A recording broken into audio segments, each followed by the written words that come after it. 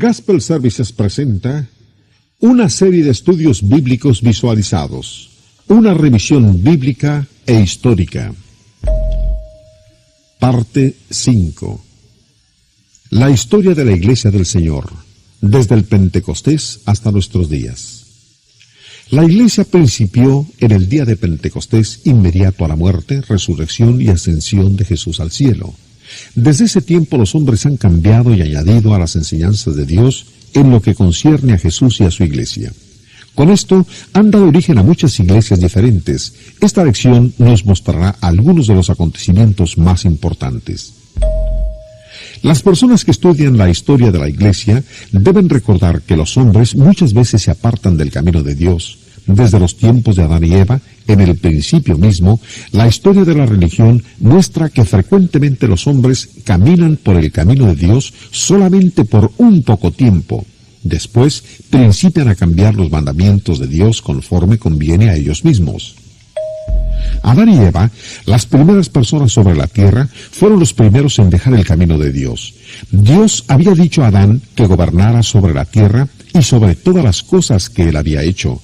Dios había colocado a Adán y a Eva en el jardín del Edén para que ellos pudieran disfrutar para siempre la comunión con él, al igual que de las flores y del alimento.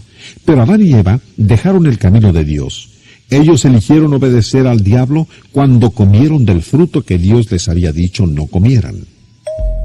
Adán y Eva no pudieron esconder su pecado ante Dios. Debido a que ellos eligieron pecar, Dios quitó su hogar del jardín y sus cuerpos principiaron a morir. Pero lo peor de todo es que ellos fueron separados de Dios, lo cual es la muerte espiritual. Es importante recordar que Adán y Eva perdieron estos preciosos dones porque desobedecieron a Dios y se apartaron de su camino. Por su gran amor, Dios pronto mostró al hombre cómo podían adorarle y agradarle otra vez. Pero Caín, hijo de Adán y Eva, no quiso obedecer a Dios. En lugar de ofrecerle un sacrificio como Dios había pedido y como su hermano Abel lo había hecho, Caín hizo el sacrificio a su manera. Así que Dios no aceptó el sacrificio de Caín. Pasó el tiempo y la gente principió a desobedecer a Dios y así continuaron olvidándose de él y su palabra. En los tiempos de Noé, ya casi toda la gente se había apartado del camino de Dios. La gente era tan mala que Dios había decidido destruirlos a todos, cubriendo la tierra con agua. Pero Noé y su familia continuaban caminando en el camino de Dios, así que Dios le dijo a Noé que construyera un gran barco en el que él y su familia se salvaran del diluvio. Aquellos que perecieron en el diluvio habían sido advertidos por el Señor a través de la predicación de Noé, mas ellos habían rehusado arrepentirse y volver al camino de Dios. Al decir lo que ellos querían hacer en lugar de obedecer a Dios, sellaron su propio destino. Noé y su esposa, sus 3 hijos y sus esposas fueron salvos de las aguas del diluvio. Al salir del arca, se encontraron en un mundo acabado de limpiar. Ellos fueron salvos porque creyeron y obedecieron a Dios. Dios puso el arco iris por señal para todos los hombres de que nunca más destruiría la tierra con agua. Él le dijo a Noé y a su familia que tuvieran hijos y poblaran la tierra. Pero pronto los moradores de la tierra, los descendientes de Noé, decidieron que su camino era mejor que el camino de Dios y principiaron a construir una torre muy alta. Querían juntarse en un solo lugar y convertirse en un grupo poderoso. Pero Dios castigó su desobediencia. Él los hizo que hablaran en lenguas diferentes para que no pudieran entenderse unos con otros y tuvieron que dejar de construir la torre. La gente se extendió por sobre toda la tierra, pero continuaron desobedeciendo a Dios. Como en los días de Noé, Dios nuevamente miró hacia abajo al mundo de la maldad y escogió a un hombre que le amaba y le obedecía. Dios prometió a Abraham que él sería el padre de una gran nación. Nosotros conocemos hoy esta gente con el nombre de israelitas o judíos. También le dijo a Abraham que por medio de él y sus descendientes todo el mundo sería bendecido. Esta promesa se cumplió muchos años después por medio de Jesús, quien fue uno de los descendientes de Abraham. Recordemos que estas promesas fueron dadas a un hombre que seguía el camino de Dios. Pocas generaciones después, el pueblo que descendía de Abraham fue liberado de la esclavitud por Moisés. Moisés es otro buen ejemplo de un hombre que anduvo en el camino de Dios. Cuando los israelitas eran esclavos en Egipto, Dios escogió a Moisés para que ayudara a libertar a su pueblo. Mientras los israelitas eran conducidos a la libertad, decidieron, una vez más, no seguir el camino de Dios. Al mismo tiempo que Moisés estaba en el monte Sinaí recibiendo la ley de Dios, ellos hicieron un becerro de oro para adorarlo como a su Dios. Esta era una violación franca de la voluntad de Dios. En el camino de Dios, la gente debe adorarle a Él solamente. Adorar cualquier otra persona o cualquier otra cosa es pecado. Moisés oró a Dios pidiéndole perdón para aquellos del pueblo de Israel quienes estaban arrepentidos por haberse postrado ante el becerro. El segundo mandamiento de la ley de Dios prohíbe claramente el uso de imágenes en la adoración. No te harás imagen ni ninguna semejanza de lo que esté arriba en el cielo, ni abajo en la tierra, ni en las aguas debajo de la tierra. No te inclinarás a ellas. Éxodo 20, 4 y 5. Mientras que Moisés estaba en el monte, Dios le dio también planes detallados para construir una tienda especial donde el pueblo de Israel pudiera adorarle. Esta tienda fue llamada el tabernáculo. Moisés siguió el camino de Dios y construyó el tabernáculo exactamente como se le había dicho. Dios dio también a su pueblo reglas especiales para la adoración. También le dijo dónde obtener el fuego para usarlo en ciertos ofrecimientos. Los sacerdotes Nadab y Abiú desobedecieron a Dios ofreciendo fuego extraño debido a que los dos sacerdotes hicieron el fuego con una madera que Dios no había especificado. Él los destruyó y todos vieron que el camino de Dios debía ser respetado. Durante los 40 años que Moisés guió a los israelitas en el desierto, una y otra vez el pueblo desobedeció a Dios. Por lo que antes de morir, Moisés convocó a los israelitas a una reunión y los estimuló a guardar la ley de Dios. Moisés advirtió al pueblo que si ellos dejaban el camino de Dios, muchos males les sucederían, pero cuando guardaron la ley de Dios, tendrían una vida llena de felicidad. Dios dio una ley para ayudar a su pueblo. Él conoce nuestras necesidades mejor que nosotros mismos, ya que es nuestro Creador. Después que murió Moisés, Dios dio la tierra de Canaán a los israelitas. Esta era la tierra que Él les había prometido. El pueblo recibió ciudades que ya habían sido edificadas y campos que ya habían sido cultivados y plantados. Durante el tiempo que el pueblo obedeció a Dios, Él siguió bendiciéndolos y protegiéndolos. Pero pronto el pueblo de Dios principió a adorar dioses falsos. Esto nos muestra nuevamente lo rápido que los hombres se olvidan del camino de Dios. Pero Él continuaba amando a su pueblo. Envió profetas para reprenderlos de sus pecados y advertirles de las consecuencias. Pero la mayoría de los israelitas rehusaron arrepentirse. Después de una larga historia de separaciones del camino de Dios, los israelitas fueron arrastrados de sus hogares en la tierra de Palestina a tierras extrañas, en donde sirvieron como esclavos de sus enemigos. Su tierra quedaba sin cultivarse y su templo destruido. Dios había sido misericordioso y paciente. El pueblo solamente podía culparse a sí mismo de sus terribles sufrimientos. Dios continuó amando a su pueblo, aun cuando ellos estaban en el exilio. Una vez más, Dios envió profetas para animarlos y conducirlos de regreso a Él. Por ejemplo, el profeta Ezequiel predicó al pueblo acerca del amor de Dios y los días bonancibles que vendrían. Algunos del pueblo escucharon, pero muchos continuaron sin arrepentirse. Por esto, los israelitas continuaron siendo esclavos por muchos años. Otro profeta que Dios envió a su pueblo durante el cautiverio fue Daniel. Él oraba porque los israelitas regresaran a Dios y fueran restaurados a sus hogares en la tierra prometida. Finalmente, muchos de los judíos se arrepintieron. Más tarde, Dios dio el poder a otra nación, la cual permitió al pueblo regresar a su tierra natal. Aproximadamente 400 años después de que los judíos habían regresado a sus hogares, Dios envió a Jesús para conducir a la nación judía y a todo el mundo de regreso a Él. Juan, el Bautista, señaló a Jesús y dijo: «He aquí el Cordero de Dios que quita el pecado del mundo». Juan 1:29. El ministerio de Jesús tuvo su principio entre los judíos. Pero otra vez los judíos desobedecieron a Dios. No quisieron recibir a Jesús, el Hijo de Dios, sino que lo crucificaron. Ellos creyeron que matando a Jesús terminarían con él y con sus seguidores para siempre. Sin embargo, ni aun la muerte podía detener al Hijo de Dios.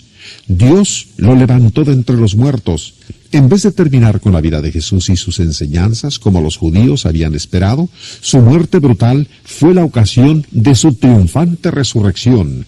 Esta resurrección demuestra que Jesús es verdaderamente el Hijo de Dios y más poderoso que Satanás. Ahora todo estaba listo para que la Iglesia de Cristo tuviera su principio y para que el mensaje de Cristo y el amor de Dios pudiera ser proclamado en cualquier parte del mundo. En el principio de la Iglesia, Cristo dio su mensaje nuevo testamentario a hombres como Pablo y Pedro. Estos hombres fueron guiados por el Espíritu Santo para escribir la palabra de Dios sin cometer errores. Los primeros cristianos aceptaron estos escritos como sagrados. Así, por el amor de Dios y bajo su dirección, estos escritos han sido preservados y de esta manera tenemos hoy el Nuevo Testamento. Dios nos da sus mandamientos en el tiempo presente, solamente por medio del Nuevo Testamento. Desobedecer el Nuevo Testamento significa apartarse del camino de Dios y rechazar su gran amor. Mientras el Nuevo Testamento estaba siendo escrito, hubo gente que se apartó del camino del Señor. Un hombre y su esposa mintieron a Dios en cuanto a su ofrenda para la iglesia. Cuando Ananías, el esposo, dijo la mentira, fue herido de muerte por el poder de Dios.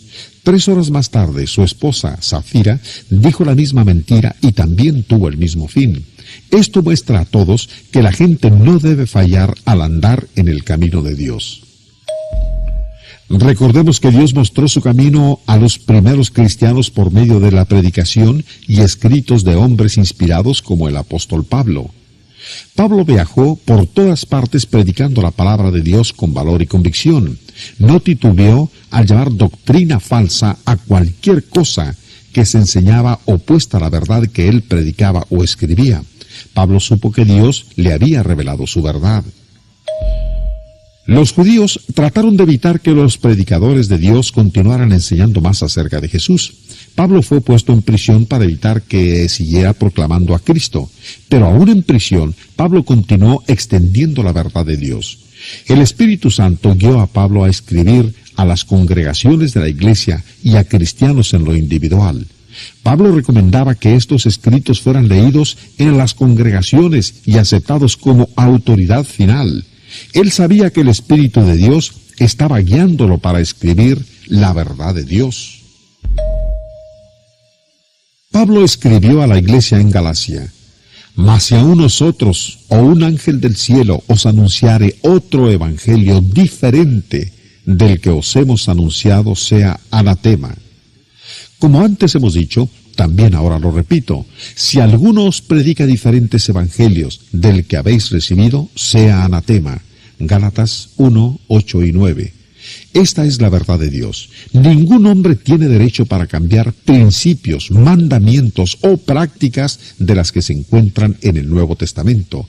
Esto incluye a los predicadores, sacerdotes y también a los ángeles celestiales. Cualquiera que cambie la palabra de Dios será anatema. Dios nos ha dado en el Nuevo Testamento el patrón para su iglesia. Jesús inició su iglesia exactamente en la forma que Él quería que fuera.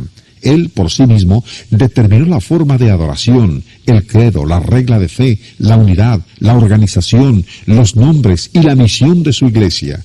La gente que quiera caminar en el camino de Dios debe seguir el Nuevo Testamento, el cual muestra su camino.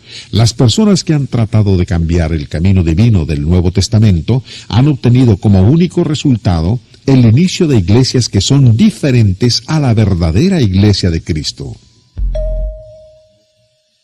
No es difícil entender el patrón divino para la verdadera iglesia. Los primeros cristianos lo entendieron. Por muchos años ellos continuaron en la única iglesia iniciada por Jesús. A medida que se establecieron congregaciones en el Imperio Romano, estas fueron organizadas de la misma manera y todos creían y enseñaban la misma doctrina. Pero hoy hay muchos grupos religiosos diferentes, los cuales se conocen como denominaciones.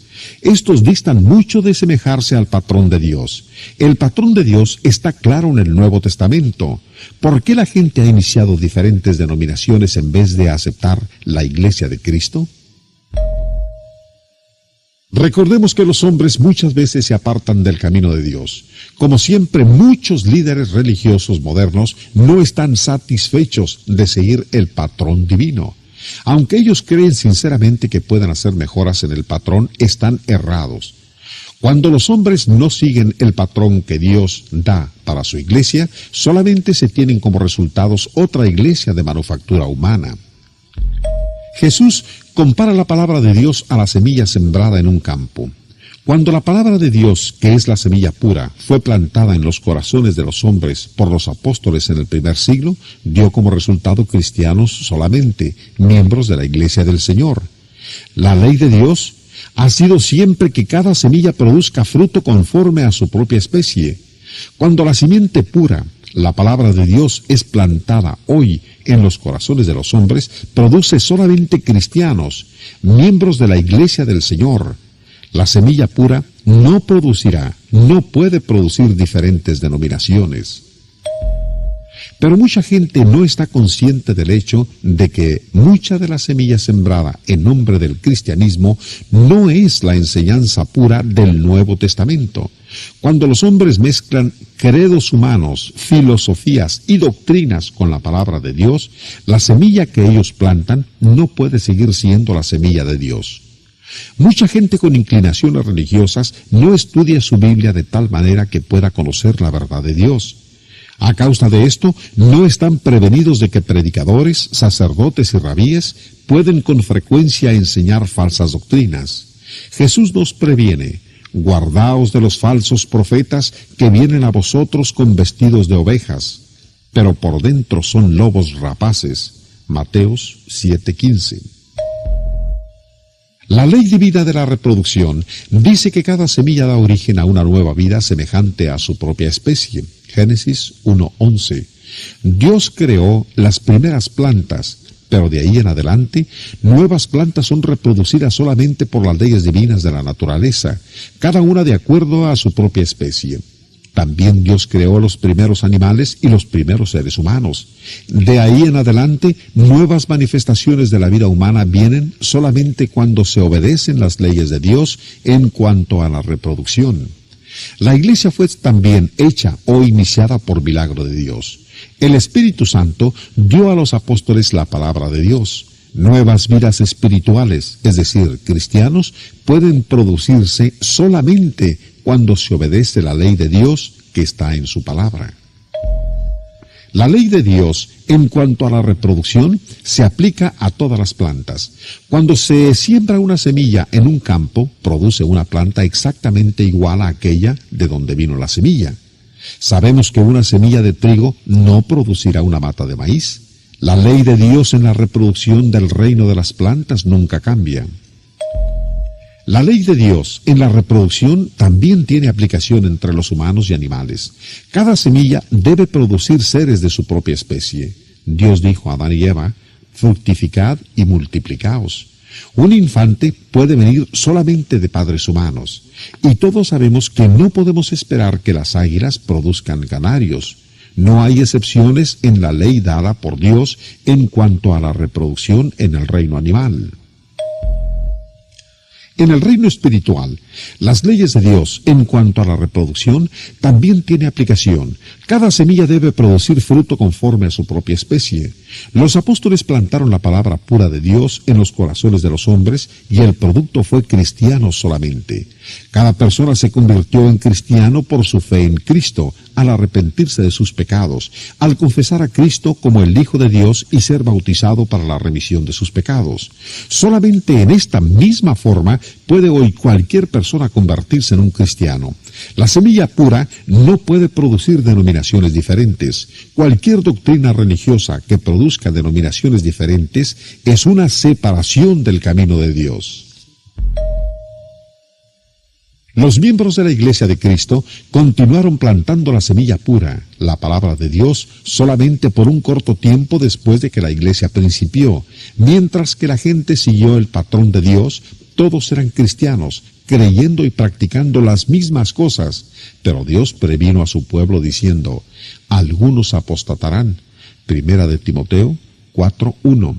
Y también que algunos se apartarán de la verdad. Segunda de Timoteo 4:4. Jesús había advertido, guardaos de los falsos profetas, pero aún así, Pablo encontró ya en su tiempo que algunos querían pervertir el Evangelio. Gálatas 1:7. Algunos principiaron a apartarse de la fe. El primer cambio de importancia se hizo en el gobierno de las iglesias locales. La semilla de esta separación fue plantada por falsos maestros aún durante los días de los apóstoles.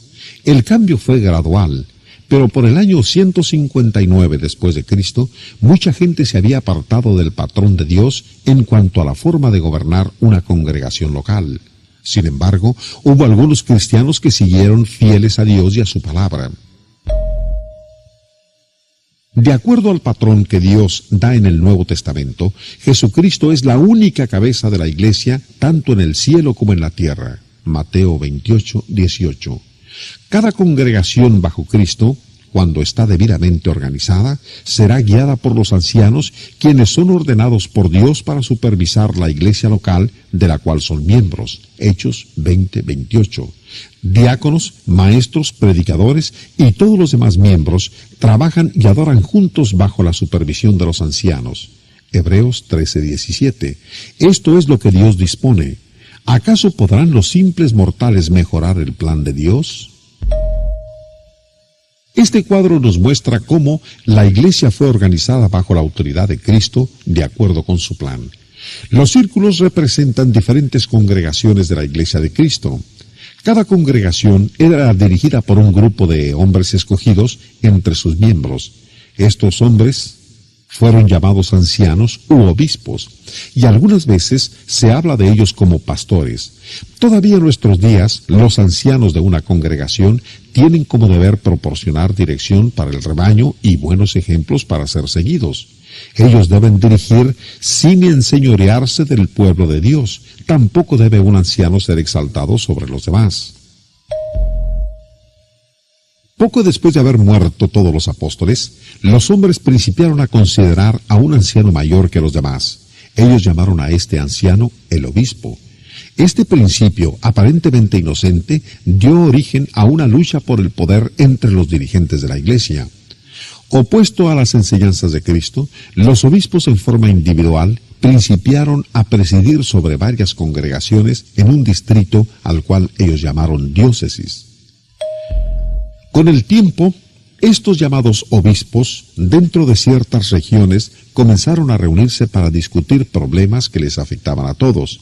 Estas reuniones inocentes en un principio pronto vinieron a ser lugares donde los líderes religiosos, sin ninguna inspiración divina, hicieron reglas humanas y declaraciones doctrinales para ser impuestas sobre las iglesias. Estas leyes eclesiásticas eran doctrinas y mandamientos de hombres, mas no eran las de Cristo y sus apóstoles. El primer credo humano fue dado. Estos obispos y sus sucesores continuaron aumentando su poder sobre las congregaciones. Finalmente decidieron escribir en una declaración formal lo que ellos requerían que la gente creyera y cómo la iglesia debía ser dirigida. En el año 325 se reunieron en un lugar llamado Nicea y escribieron el primer credo de manufactura humana, el credo de Nicea. Un credo humano está formado por ideas de hombres. en cuanto a lo que las personas deben creer y hacer en la religión. Pero Jesús y sus apóstoles ya habían dicho todo lo que los hombres deben creer y hacer para ser salvos. Por lo tanto, el credo de Nicea no pasa de ser un credo humano y no la palabra de Dios. Una vez más, los hombres estaban poniendo sus propias ideas sobre las ideas de Dios. El credo de Nicea fue el primer credo humano que recibió la aceptación general de los dirigentes religiosos en todo el Imperio Romano. Cualquier cristiano que no aceptara este credo recibía el sobrenombre de hereje. La mayoría de la gente aceptó estas doctrinas humanas teniendo muy poco cuidado de lo que Dios dijo. Los concilios eclesiásticos continuaron aumentando su poder hasta que la gente finalmente aceptó un concilio general de alcance mundial como autoridad sobre la Iglesia. Esto abrió el camino para que más tarde se nombrara un papa. La gente estaba cada vez más apartándose del patrón original que Dios dio para su Iglesia, pero hubo algunos que continuaron andando en el camino de Dios, no estuvieron dispuestos a aceptar credos humanos. El emperador romano Constantino convocó a un concilio para escribir el credo de Nicea. En este tiempo, él todavía no era cristiano, pero simpatizaba con la Iglesia y tenía mucha influencia sobre los líderes de esta. Para ayudar a la Iglesia, Constantino ordenó que se escribieran a mano 50 copias de la Biblia. Sin embargo, los cristianos no siempre han disfrutado de la simpatía del gobierno oficial. Por ejemplo, antes de que Constantino fuera emperador, los cristianos eran odiados y martirizados hasta la muerte con la ayuda de los gobernantes. El pueblo romano fue testigo de la muerte de muchos cristianos. Jesús había prometido estar con su pueblo hasta el final, por lo que muchos de los cristianos murieron sin miedo. Constantino había notado la serenidad con que los cristianos aceptaban la muerte. Por esto, Constantino llegó a la conclusión de que el amor de Jesús debía ser muy poderoso, puesto que fortalecía a los cristianos para enfrentarse a la muerte con confianza. Él pensó que tal poder sería muy bueno para su imperio. Inmediatamente ordenó que se terminara la persecución de los cristianos, se hizo amigo del cristianismo y ordenó que fuera reconocido como religión oficial del Imperio Romano. Constantino continuó promoviendo el cristianismo para su propio beneficio. A unos de los cristianos les dio puestos elevados en su gobierno y a los obispos de la Iglesia les dio la autoridad de jueces. También dejó a la Iglesia y a sus dirigentes libros del pago de los impuestos. Después de la muerte de Constantino, las autoridades de la Iglesia siguieron aceptando los favores de los gobernantes romanos.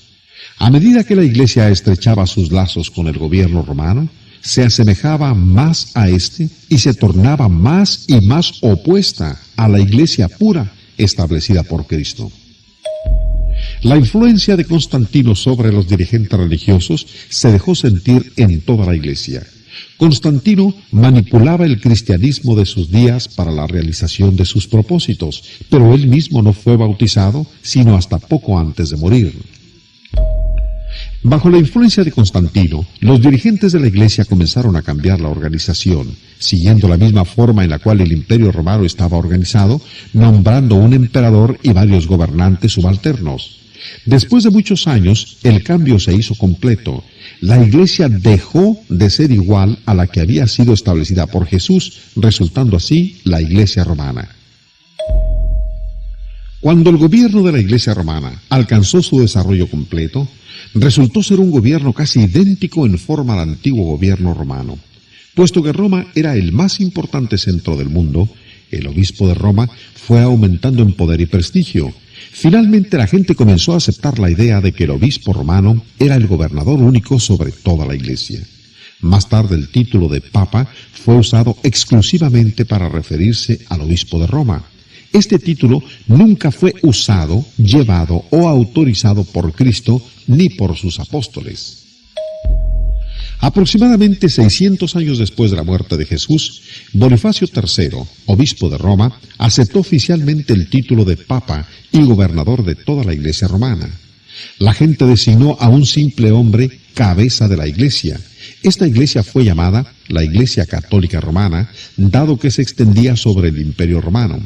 La palabra católica significa universal, pero ¿dónde estaba la Iglesia de Cristo durante esos años? El pueblo de Dios no podía reunirse para adorar públicamente porque eran calificados de herejes por la Iglesia romana. En el año 1054, la Iglesia Católica se dividió en dos grupos, la Iglesia Católica Romana y la Iglesia Ortodoxa Griega. Estos dos grupos no podían ponerse de acuerdo entre sí y ninguno de ellos siguió el patrón que Cristo había dado para su Iglesia en las Escrituras. La Iglesia romana siguió aumentando en poder e influencia con el paso de los años. Sus dirigentes continuaron inventando y aceptando nuevas doctrinas, prácticas y ordenanzas, todo lo cual era solamente invención de hombres faltos de inspiración divina. Una de esas prácticas se llamó la doctrina de la penitencia. Esta doctrina de la penitencia prometía a la gente que si confesaban sus pecados al sacerdote y daban dinero para la iglesia, no sufrirían el castigo temporal de sus pecados, y hasta presionaban a la gente para que dieran el dinero por adelantado. A esto se le llamó la venta de indulgencias. El dinero se usó para construir algunas de las famosas iglesias que se encuentran en Roma. Los dirigentes religiosos, carentes de toda inspiración divina, aceptaron la idea de conceder a los sacerdotes el poder de perdonar los pecados. Se requirió que las personas confesaran sus pecados delante del sacerdote para que pudieran ser perdonados. Sin embargo, la Biblia enseña que todo cristiano es un sacerdote y que Cristo es el único mediador entre Dios y los hombres. Los cristianos que siguen el camino de Dios confiesan sus pecados a Cristo o a algún hermano en vez de hacerlo ante un sacerdote. Jesús nos dio la verdad completa en la Biblia. Doctrinas y prácticas posteriores, tales como el agua bendita, la misa latina, la extrema unción y el celibato, no forman parte de la verdad dada por Dios. Estas doctrinas fueron originadas por hombres faltos de inspiración divina. Debido a que algunas de las doctrinas mencionadas datan de una fecha muy antigua, algunas personas creen que tales doctrinas tienen su base en la Biblia, pero esto no es verdad. En 1 de Timoteo 4, 1 al 3, la palabra de Dios hace una advertencia. Pero el Espíritu dice claramente que en los postreros tiempos algunos apostatarán de la fe, escuchando espíritus engañadores y a doctrinas de demonios, por la hipocresía de mentirosos que, teniendo cauterizada la conciencia, prohibirán casarse y mandarán abstenerse de alimentos que Dios creó para que con acción de gracias participasen de ellos los creyentes y los que han conocido la verdad. Fíjese bien que el Espíritu Santo mismo dice que las doctrinas de prohibir casarse y la abstención de las viandas son doctrinas de demonios. Con esto queda demostrado que las Escrituras se oponen a la introducción de doctrinas no inspiradas divinamente, aun cuando hayan sido aprobadas por quienes son considerados como autoridades de la Iglesia. Los dirigentes religiosos de los que estamos hablando supieron que sus tradiciones no tenían base bíblica. Por esta razón, no querían que la Biblia cayera en manos de los creyentes. Durante la Edad Media, y aún después, las autoridades recogían y destruían los ejemplares de la Biblia que estaban en poder de algunas personas. Aunque hubo algunos líderes católicos que no llegaron a ese extremo, sin embargo, ninguno de ellos se atrevió a animar a la gente a leer la Biblia. Ellos juzgaban que el clero católico era el único con el derecho de interpretar la Biblia. Ellos no querían que el hombre del pueblo tuviera una Biblia para leerla por sí mismo. Pero la gente de diversas naciones deseaba que la Biblia estuviera escrita en su propia lengua para leerla. Ellos mismos, este deseo universal tan fuerte, propició la llegada de los movimientos religiosos del siglo XVI, los cuales tradujeron la Biblia al lenguaje del pueblo. La Iglesia romana hizo todo lo posible para evitar que la Biblia llegara al hombre común. Encarcelaron a muchos de los hombres quienes trabajaban en la traducción de la Biblia para que la gente la pudiera leer. Muchos fueron condenados a muerte. Juan Wycliffe fue uno de los primeros hombres que tradujo la primera Biblia al inglés. Años después de que Wycliffe había muerto, el Papa Martín V de la Iglesia Católica Romana ordenó que sus huesos fueran desenterrados y quemados y que sus cenizas fueran esparcidas en el río Swift. La Iglesia Católica hizo esto para manifestar su desprecio y disgusto manifiesto hacia el hombre que había dado la Biblia al pueblo. Había solamente unos pocos ejemplares de la Biblia durante esos días. Quienes poseían una Biblia se sentían muy afortunados y bendecidos, pero dado a la persecución de las autoridades de la Iglesia, tenían que leer y estudiar sus Biblias en secreto. Llegaron así a descubrir que muchas de las doctrinas y prácticas de la Iglesia romana no seguían el camino de Dios. La gente estaba inquieta en todas partes y listos para hacer un cambio en la religión. A principio del siglo XVI, un sacerdote católico de nombre Martín Lutero instó sin éxito a los dirigentes de la Iglesia Católica para reformar la Iglesia. Él retó a los eruditos católicos para debatir con él cualquiera de las 95 proposiciones en las que se señalaban los errores del catolicismo. Poco después Lutero fue expulsado de la Iglesia Católica, pero continuó con su campaña de reforma. Más tarde otros se unieron a su empresa. A pesar de la oposición de las autoridades de la Iglesia romana, Lutero tradujo la Biblia al alemán, el idioma de su pueblo. Él dio la Biblia a su pueblo porque creía que la Biblia, y no la Iglesia, era la fuente de la verdad divina. Él quería que todos tuvieran la oportunidad de leer la Biblia por sí mismos. Lutero estaba tan ensimismado en la reforma de la Iglesia Católica que no pensó en la restauración de la Iglesia del Nuevo Testamento, la que Jesús había establecido cientos de años antes del catolicismo. Tampoco tenía Lutero la intención de empezar una nueva Iglesia. Sin embargo, Lutero y sus seguidores pronto fueron llamados para hacer una declaración formal de sus enseñanzas. Esta se llevó a cabo en 1530 y la declaración es conocida como Confesión de Augsburgo. Después de la muerte de Lutero, sus seguidores continuaron proclamando sus enseñanzas. Mucha gente que había estado en desacuerdo con la tiranía del sacerdocio aceptó gustosa este nuevo credo. Una nueva era había dado principio, la cual es conocida en la historia como la Reforma Protestante. Debido a que los seguidores de Lutero protestaron en contra de las ventajas que en forma desigual eran dadas a los católicos por los gobernantes alemanes, fueron conocidos como protestantes. Cualquier iglesia protestante tiene al menos 500 años de antigüedad, al igual que la Iglesia Católica. Estas vinieron a existir cientos de años después de que Jesús había principiado su iglesia.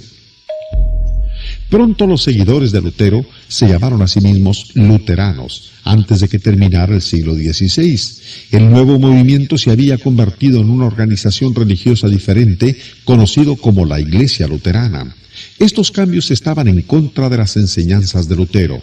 Debido a los principios que él había aprendido del Nuevo Testamento, Lutero y sus seguidores habían prometido no llamarse luteranos, sino cristianos solamente. Los luteranos rechazaron muchas de las doctrinas falsas de la Iglesia romana, acercándose en esta forma un poco más al camino de Dios. Sin embargo, siguieron manteniendo muchas enseñanzas y tradiciones católicas, aun cuando dichas enseñanzas no se encontraban en el Nuevo Testamento. El protestantismo, al igual que el catolicismo, fue un producto de la historia humana, pero nunca fue el resultado de las enseñanzas de Jesús y sus apóstoles. La Iglesia presbiteriana tuvo su principio en Escocia como resultado de un movimiento religioso previo que Juan Calvino había iniciado en Suiza. Calvino había huido de Francia a Suiza tratando de escapar de la persecución de la Iglesia romana. En 1536, Calvino publicó sus famosos estatutos de la religión cristiana como una defensa del protestantismo en Francia. Los seguidores de Calvino fueron conocidos en Suiza como la Iglesia Reformada, pero cuando este movimiento religioso se extendió en Escocia, llegó a ser conocido como la Iglesia Presbiteriana. Tanto Martín Lutero como Juan Calvino fueron hombres de mucho valor y de muy profundas convicciones. Su búsqueda por la verdad trajo bendiciones al mundo. Lamentablemente sus seguidores edificaron iglesias denominacionales sobre sus nombres y doctrinas, en vez de seguir adelante en la búsqueda por la verdad y completar así el retorno al camino de Dios. Las denominaciones protestantes principiaron a multiplicarse. Más y más gente se dividía religiosamente entre sí. En lugar de regresar al camino de Dios mostrado por la Biblia, y para que todos pudieran ser un solo cuerpo, cada denominación se aferraba a sus propias enseñanzas. Cada una se nombraba de acuerdo a su fundador, a su doctrina particular o de alguna de sus prácticas religiosas. Ninguno de estos nombres denominacionales honraba a Cristo, quien había muerto por la Iglesia. Todavía en nuestros días, los hombres pueden unirse a una o más denominaciones humanas sin aceptar la gracia salvadora de Dios y sin llegar a ser miembros de la Iglesia de Cristo. No importa qué tan sinceros seamos, si no pertenecemos a la Iglesia verdadera, no estamos en el camino de Dios. Durante el reinado de Enrique VIII, la Iglesia de Inglaterra se separó de la Iglesia romana. En 1552, esta nueva iglesia promulgó el credo oficial conocido como los 39 artículos. Actualmente, muchas iglesias, incluyendo la Iglesia Metodista, 1739, y la Iglesia Protestante Episcopal, 1789, son retoños de la Iglesia Anglicana. Uno de los grupos prominentes, el cual tuvo su principio en una reacción opuesta a la Iglesia Anglicana, es la Iglesia Bautista. La primera iglesia bautista en suelo inglés data del año de 1611. Hay tantas iglesias hoy de manufactura humana que los hombres han olvidado que Jesús construyó su iglesia exactamente como Él quiso cientos de años antes de que hubiera iglesia católica o que hubiera iglesias protestantes. Cuando la palabra de Dios, la simiente pura, es plantada en nuestros días, producirá solamente cristianos unidos en la iglesia única, establecido por Cristo mismo en el primer siglo. Puesto que las doctrinas humanas han sido mezcladas con la simiente pura, existen ahora más de 300 denominaciones. Algunos de los líderes de estas denominaciones han visto que las doctrinas humanas están equivocadas. Por lo tanto, no nos sorprende que hace algunos años muchos de los líderes principiaran a separarse de las ideas humanas y a retornar a las enseñanzas de Cristo.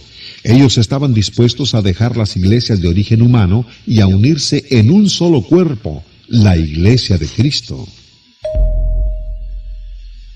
Estos líderes religiosos vivieron separados y en el principio no se conocían unos a otros. Sin embargo, participaban de un propósito común. Cada uno de ellos quería que la iglesia fuera exactamente igual como cuando fue establecida por Jesús. Ellos no principiaron una nueva denominación, estaban solamente conduciendo a las personas a las escrituras del Nuevo Testamento y a la iglesia original, la cual Jesús había establecido. En las diferentes denominaciones había gentes que todavía respetaban la Biblia como la palabra de Dios. La Biblia era la única base sobre la cual toda la gente religiosa podía estar unida bajo la autoridad de Cristo. ¿No creían todos ellos en el mismo Dios? El pecado de la división religiosa surgió, por lo tanto, no de la Biblia, sino de nombres denominacionales, credos y barreras, las cuales no se encuentran en la Biblia, pero que fueron introducidas por los hombres. La Biblia misma, la única esperanza para la unidad religiosa, fue ignorada por la mayoría de los líderes religiosos. Las divisiones continuaban porque la gente aceptaba solamente las partes de la Biblia en las cuales encontraban apoyo para los credos de su propia denominación. Pero algunos hombres sinceros, deseando seguir a Cristo, principiaron a recordar las palabras de Jesús: pues en vano me honran, enseñando como doctrinas mandamientos de hombres, y toda planta que no plantó mi Padre Celestial será desarraigada. Mateo 15, del 9 al 13. Mucha gente de diferentes denominaciones principió a darse cuenta que si los credos denominacionales, nombres y prácticas eran rechazadas, sus diferencias religiosas se desvanecían, colocando otra vez la planta de Dios como la autoridad suprema. Los cristianos podrían estar unidos en la iglesia del Señor, como en los días de los apóstoles. No solamente era razonable esta súplica, sino que aún más importante es la súplica de Cristo nuestro Salvador. Sigue siendo posible para todos los que verdaderamente aman a Dios regresar más allá de todo denominacionalismo hasta encontrar a Jesús, a su cruz, a su iglesia, la cual Él estableció siglos antes de que cualquiera de las denominaciones católicas o protestantes existieran. Este llamado que nos hace la Biblia no requiere que la persona tenga que someterse a los imperativos de persona alguna o de algún grupo religioso. Cada individuo debe voluntariamente dejar a un lado los nombres denominacionales, credos y prácticas, las cuales son ajenas a la Biblia, y con valor y libertad apartarse de las enseñanzas de los hombres y regresar al camino de Dios revelado en el Nuevo Testamento. Por medio de sus enseñanzas, el Señor Jesús sigue en nuestros días dirigiendo a los hombres hacia la palabra de Dios, la Biblia. ¿Usted se ha puesto a pensar alguna vez cuál forma de adoración escogería Jesús si estuviera en la tierra? ¿Estaría realmente contento con todas las divisiones religiosas? ¿Se sentiría a gusto en una denominación en la que se honran credos, nombres y doctrinas de origen humano? ¿Cómo podría Jesús aprobar ahora las cosas que distan mucho de parecerse a la vida que Él llevó y a las enseñanzas que dejó para ser seguidas por los hombres? Aún sabiendo Cristo de su agonía en la cruz, oraba suplicante por sus apóstoles y sus seguidores. Padre, mas no ruego solamente por estos, sino también por los que han de creer en mí por la palabra de ellos, para que todos sean uno, para que el mundo crea que tú me enviaste. Juan 17, 20 y 21. La oración de Jesús por la unidad de todos aquellos que creyeron en Él tuvo su respuesta en los días de los apóstoles, cuando todos los cristianos pertenecían a una misma iglesia.